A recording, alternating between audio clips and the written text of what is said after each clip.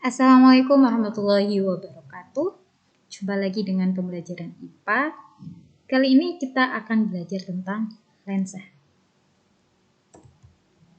Jika cermin memantulkan cahaya, maka lensa dapat membiaskan cahaya.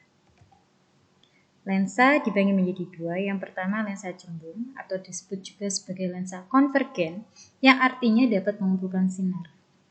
Yang kedua yaitu lensa cekung atau bisa disebut lensa divergen, yang artinya dapat menyebarkan sinar. Selanjutnya bagian-bagian lensa cembung. Bedanya apa sih antara lensa dengan cermin? Kalau cermin itu hanya satu sisi, kalau lensa ada dua sisi. Jadi yang menggembung atau yang mencekung itu ada dua sisi.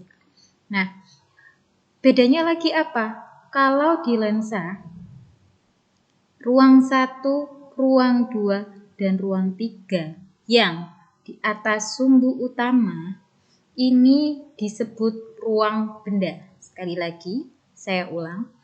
Ruang 1, ruang 2, dan ruang 3 yang berada di atas sumbu utama disebut ruang benda. Wabil khusus. Terus, untuk ruang bayangannya tidak sama dengan ruang benda.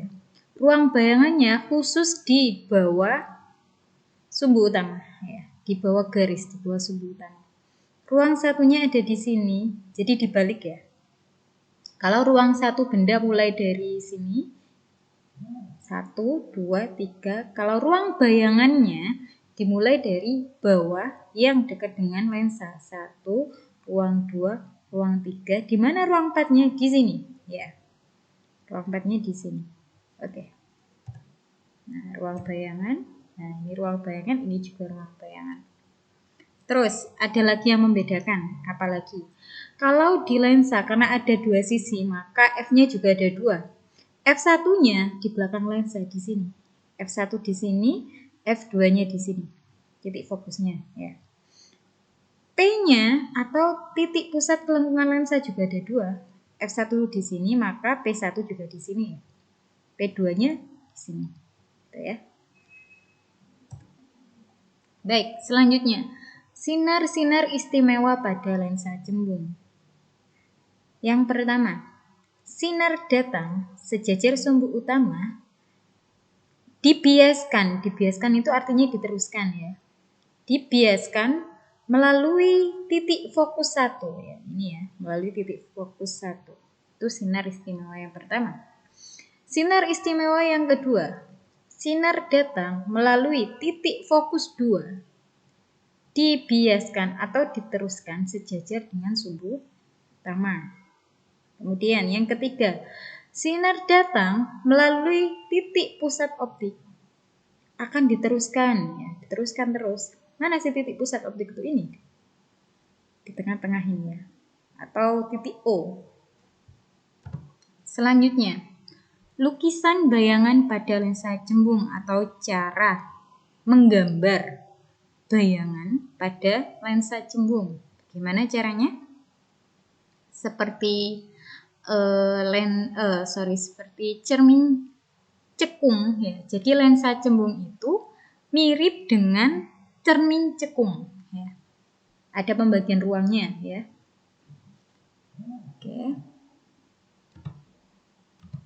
Baik seperti di cermin cekung kemarin ya. Di lensa cembung juga sama, antara O sampai F ini disebut ruang 1. Antara F2 dan M2 ruang 2-nya benda ya, karena di atas sumbu utama berarti miliknya benda ya, ini ruang 2-nya benda. Kemudian yang ini ruang 3-nya benda itu ya. Selanjutnya gimana cara menentukan bayangnya? Sama juga seperti di cermin cekung, kita mulai dari kepalanya benda. Kita pakai sinar istimewa yang pertama.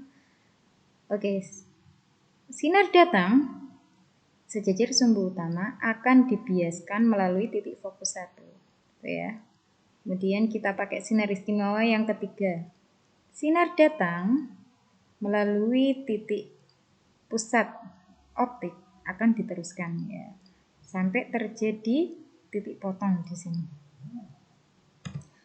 Nah, titik potong ini adalah yang akan dijadikan tumpuan untuk melukis kepala dari benda. Nah, gitu ya. Sehingga kita bisa menyimpulkan bahwa ruang bendanya ada di ruang nih, di ruang berapa ini? 3. Ada di ruang 3. Ruang bayangan ada di ruang 2-nya bayangan ya, ini kan ruang 1 bayangan, ruang 2 bayangan, ruang 3 bayangan, ruang 4-nya di sini sepanjang garis ini ya, ruang 4. Nah, ruang bayangannya ada di ruang 2. Sehingga kalau dijumlah ya, ruang benda tambah ruang bayangan sama dengan 5 ya, seperti kemarin. Selanjutnya, lagi-lagi yang kita soroti adalah ruang bayangannya. Bayangannya ya, sifat bayangannya. Sifat bayangan. Oke. Yang pertama, nyata atau maya? Lagi-lagi kita soroti ini karena bayangannya ada di ruang 2, berarti sifatnya pasti nyata. Ya. Karena kalau bayangan ada di ruang 1, ruang 2, ruang 3 pasti sifatnya nyata ya. Setelah itu nyata pasti terbalik. Nyata pasti terbalik. Kita lihat ini gambarnya terbalik.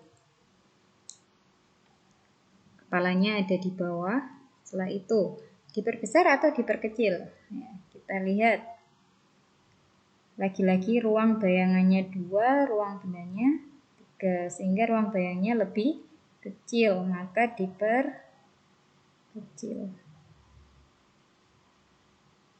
Oke, sudah sesuai gambarnya ya. Kita lihat. Bayangannya ada di ruang 2, nyata, kemudian diperkecil. Ya. Jadi intinya cara menentukan bayangan pada lensa itu sama seperti di cermin. Gitu ya, Nak. Semoga bisa dipahami penjelasan kali ini. Sampai jumpa di video selanjutnya. Assalamualaikum warahmatullahi wabarakatuh.